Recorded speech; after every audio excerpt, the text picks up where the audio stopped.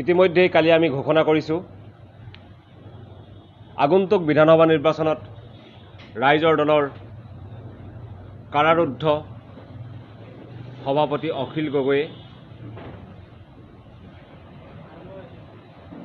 108 নং শিৱসাগৰ বিধানসভা সমষ্টিতে কেৱল প্ৰতিদ্বন্দ্বিতা আগবঢ়াব। এজন বিজেপি বিৰোধী বিধায়ক বঢ়াই অনাৰ স্বাৰ্থত ৰাইজৰ দলে মৰিয়নি সমষ্টিত প্ৰতিদ্বন্দ্বিতা নকৰাৰ সিদ্ধান্ত গ্ৰহণ কৰিছে আৰু তাৰ কাৰণে আমি পুনৰবাৰ মৰিয়নিবাসী ৰাইজ মৰিয়নিৰ বিভিন্ন দল সংগঠনৰ ওচৰত আমি ক্ষমা বিচাৰিছোঁ। আজি ৰাইজৰ দলৰ কাৰাবন্দী সভাপতি অখিল গগৈয়ে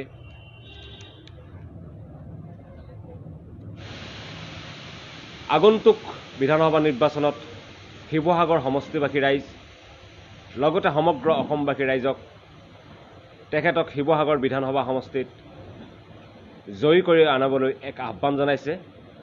এই আহ্বান কাৰাবন্দী সভাপতি অখিল গগৈৰ হৈ মই পাঠ কৰি দিবলৈ আগবাঢ়িছোঁ। 2021 চনৰ বিধানসভা নিৰ্বাচনত ঐতিহাসিক 108 নং শিৱসাগৰ বিধানসভা সমষ্টিত অখিল গগৈক ভোটদান কৰিবলৈ শিৱসাগৰবাসীক অনুৰোধ জনোৱাৰ লগতে সমগ্ৰ অসমৰ দেশপ্ৰেমিক নাগৰিকসকলক তেখেতৰ নতুন যাত্ৰাত সহযোগ কৰিবলৈ আৰু হাতে কামে তেখেতক 2021 চনৰ বিধানসভা নিৰ্বাচন জয়ী কৰাবলৈ শিৱসাগৰলৈ আহিবলৈ আমি ৰাইজৰ দলৰ পৰা আহ্বান জনাইছোঁ। অখিল গগৈ ৰাইজলৈ বিনম্ৰ আহ্বান। শ্ৰদ্ধেয় অসমবাসী ৰাইজ, 1. মই অসম বিধানসভাত অসমবাসী ৰাইজৰ মুখপাত্ৰ হ'ব খোজোঁ। চৰকাৰে কৰা প্ৰতিটো জনগণ বিৰোধী কামক প্ৰতিৰোধ কৰিব খোজোঁ আৰু সঠিক সমালোচনাৰে চৰকাৰক জনগণৰ পক্ষত থাকিবলৈ বাধ্য কৰিব খোজোঁ। আপোনালোকে মোক সহযোগ কৰক। 2.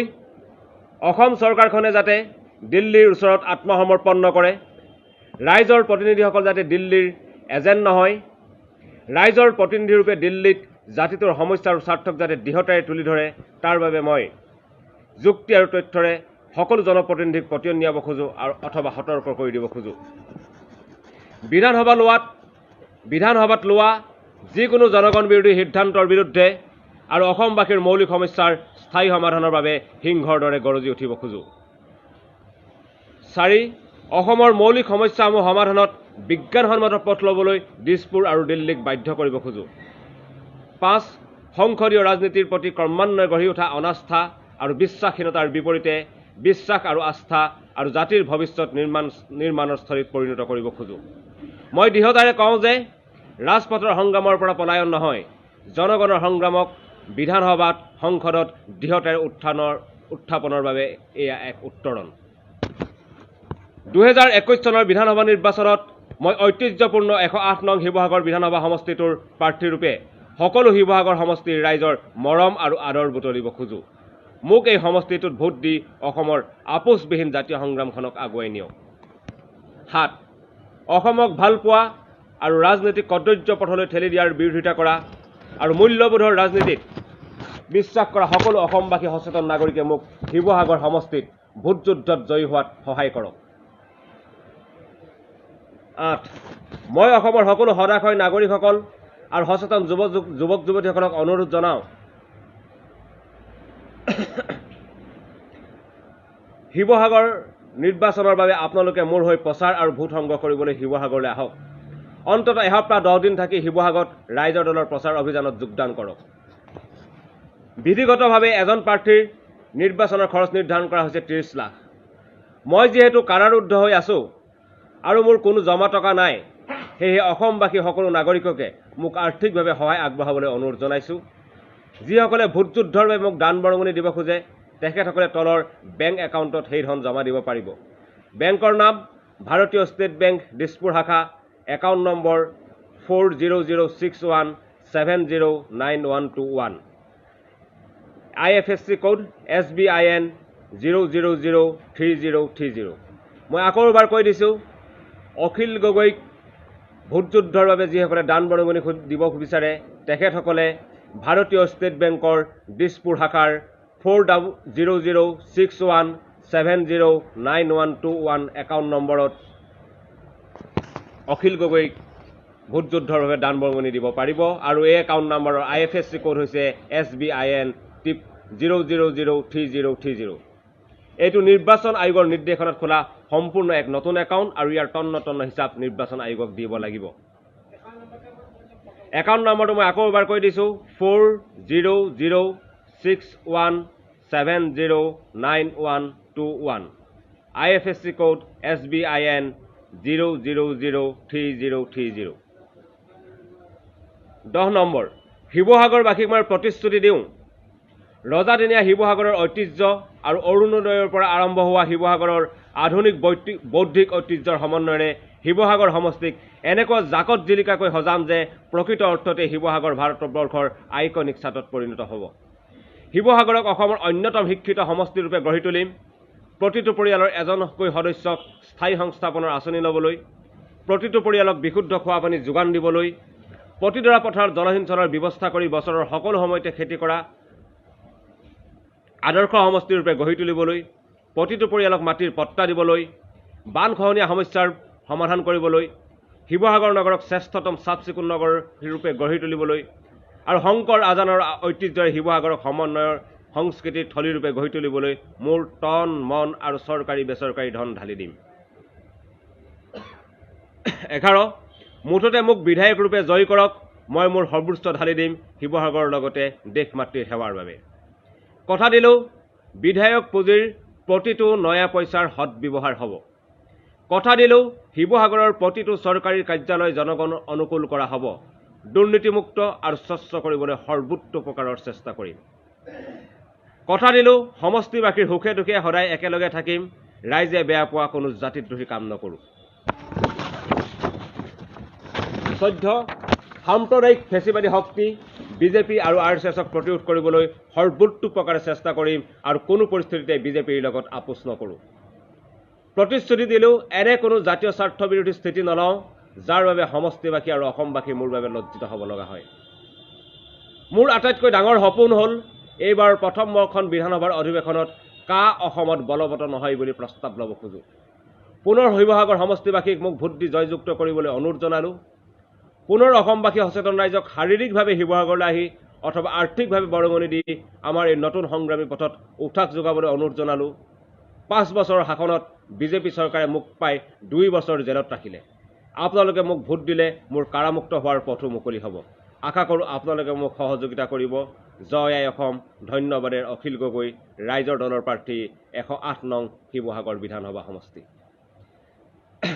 ৰাইজৰ দলৰ কাৰাৰুদ্ধ সভাপতি অখিল গগৈয়ে আজি এইদৰে মুকলিভাৱে শিৱসাগৰবাসী, শিৱসাগৰৰ সমষ্টিবাসী ৰাইজক আৰু অসমৰ সমূহ দেশৰ প্ৰেমিক ৰাইজক 21ৰ বিধানসভা নিৰ্বাচনত শিৱসাগৰ সমষ্টিত তেখেতক জয়ী কৰাবলৈ আহ্বান জনাইছে আৰু মই চমুকৈ অখিল গগৈ আহ্বানৰ টোকাটো আকৌ এবাৰ কৈ দিব বিচাৰিছোঁ যে অসমবাসী ৰাইজলৈ আৰু শিৱসাগৰ সমষ্টিবাসী ৰাইজলৈ শিৱসাগৰ সমষ্টিৰ ৰাইজৰ দলৰ প্ৰাৰ্থী অখিল গগৈ আহ্বান জনাই কৈছে যে মই বিধানসভাত অসমবাসী ৰাইজৰ মুখপাত্ৰ হ'ব খোজোঁ। মই বিধানসভাত চৰকাৰৰ জাতিদ্ৰোহী প্ৰতিটো কামৰ বিৰুদ্ধে সিংহৰ দৰে গৰজি উঠিব খোজোঁ। ৰজাদিনীয়া ঐতিহ্য আৰু আধুনিক বৌদ্ধিক ঐতিহ্যৰ সমন্বয়েৰে জাকত জিলিকা কৰি গঢ়ি তুলি শিৱসাগৰক প্ৰকৃত অৰ্থত ভাৰতবৰ্ষৰ আইকনিক ছাইটত পৰিণত কৰিব খোজোঁ। সংসদীয় ৰাজনীতিক বিশ্বাস আৰু আস্থা আৰু জাতিৰ ভৱিষ্যত নিৰ্মাণৰ থলীত পৰিণত কৰিব খোজোঁ। ভোট যুদ্ধত মোক সহায় কৰি অসমৰ আপোচবিহীন জাতীয় সংগ্ৰামখনক সহায় কৰক। অসমত বলৱৎ নহ'ব বুলি প্ৰথমখন বিধানসভাৰ অধিৱেশনত প্ৰস্তাৱ ল'ব খোজোঁ। আজি এইদৰে আমাৰ দলৰ সভাপতি, আজি প্ৰায় 15 মাহ ধৰি জাতিধ্বংসী কাৰ বিৰুদ্ধে আন্দোলন কৰাৰ অপৰাধত কাৰাবন্দী হৈ থকা অখিল গগৈয়ে শিৱসাগৰ সমষ্টিবাসী ৰাইজ আৰু অসমবাসী ৰাইজলৈ আহ্বান জনাইছে আৰু আমাৰ দৃঢ় বিশ্বাস প্ৰতিজন অসমপ্ৰেমী ৰাইজে, প্ৰতিগৰাকী শিৱসাগৰ সমষ্টিবাসী ৰাইজে আমাৰ দলৰ কাৰাবন্দী সভাপতি, কাৰাৰুদ্ধ সভাপতি অখিল গগৈৰ এই আহ্বানক সহৃদয়তাৰে আৰু আন্তৰিকতাৰে গ্ৰহণ কৰিব বুলি আমাৰ বিশ্বাস। ধন্যবাদ। আমাৰ সংবাদমেলৰ মূল বক্তব্য এয়াই আছিল।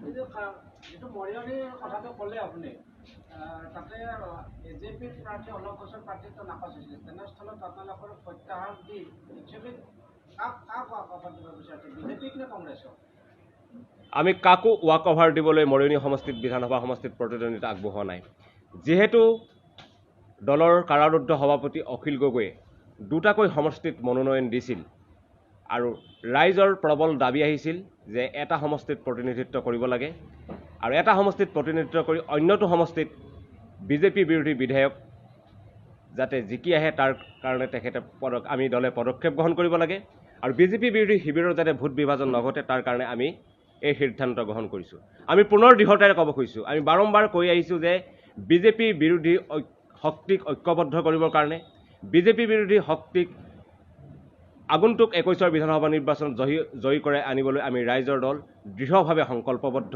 আৰু আমি যে এই কথাত সঁচাসঁচিকৈ দৃঢ়ভাৱে সংকল্পবদ্ধ তাৰ নিদৰ্শন কালি আমি মৰিয়নি সমষ্টিত প্ৰাৰ্থিত্ব প্ৰত্যাহাৰৰ জৰিয়তে দাঙি ধৰিছোঁ চব জাতিৰ স্বাৰ্থত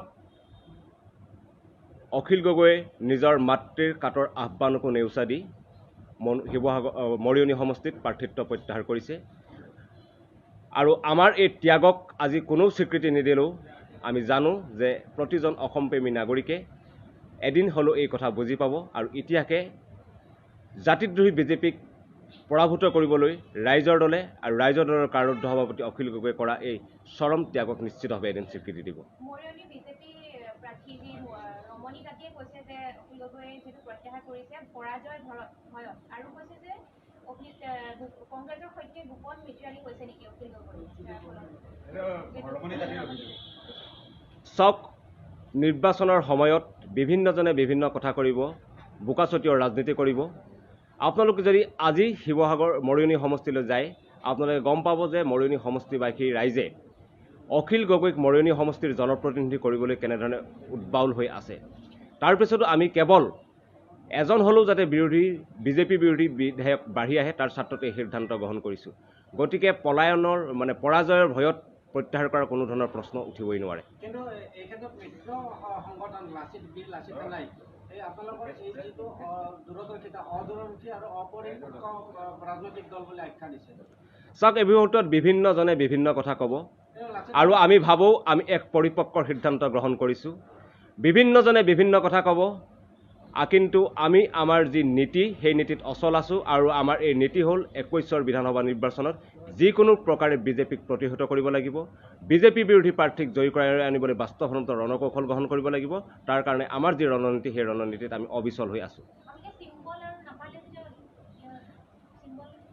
আমি এটা উমৈহতীয়া চিম্বলৰ কাৰণে আমি আবেদন কৰিছোঁ আৰু আজিৰ ভিতৰত আমি এটা উমৈহতীয়া চিম্বল পাম বুলি আশা ৰাখিছোঁ আৰু ৰাইজৰ দলৰ প্ৰাৰ্থীসকল ইতিমধ্যে ৰাইজৰ হৃদয়ে হৃদয়ে সোমাইছে আমি ভাবোঁ যে এই ক্ষেত্ৰত প্ৰতীক চিহ্ন বহুত বিশেষ সমস্যাৰ সৃষ্টি নকৰিব বীৰ লাচিত সেনাৰ যিহেতু শিৱসাগৰ সমষ্টিতে প্ৰভূত পৰিমাণৰ সাংগঠনিক ভেটি শক্তি আছে তেনেস্থলত যদি বীৰ লাচিত সেনা নাথাকে অখিল গগৈৰ জয়ৰ ক্ষেত্ৰত কিছু জটিলতাৰ সৃষ্টি নহ'ব আমি নাভাবোঁ যে বীৰ লাচিত সেনাই ৰাইজৰ দলৰ প্ৰতি থকা তেখেতসকলৰ যি সমৰ্থন সেই সমৰ্থন প্ৰত্যাহাৰ কৰিছিল আমি এতিয়াও আজিৰ তাৰিখতো আমি জানো যে বীৰ লাচিত সেনাৰ প্ৰতিগৰাকী সদস্যই বিশেষকৈ শিৱসাগৰ বিধানসভা সমষ্টিত দেহে প্ৰাণে মনে প্ৰাণে লাগি আছে আমি জানো যে বীৰ লাচিত সেনাৰ কৰ্মীসকলে আমাৰ অখিল গগৈক জয়ী কৰাই আনিবলৈ অহোপুৰুষাৰ্থ কৰিছে গতিকে এনেকুৱা ধৰণৰ খবৰ মাজে মাজে আহে এনেকুৱা ধৰণৰ ভুল ভ্ৰান্তিৰ সৃষ্টি হয় এইবিলাক সকলো সময়ত সমাধান হ'ব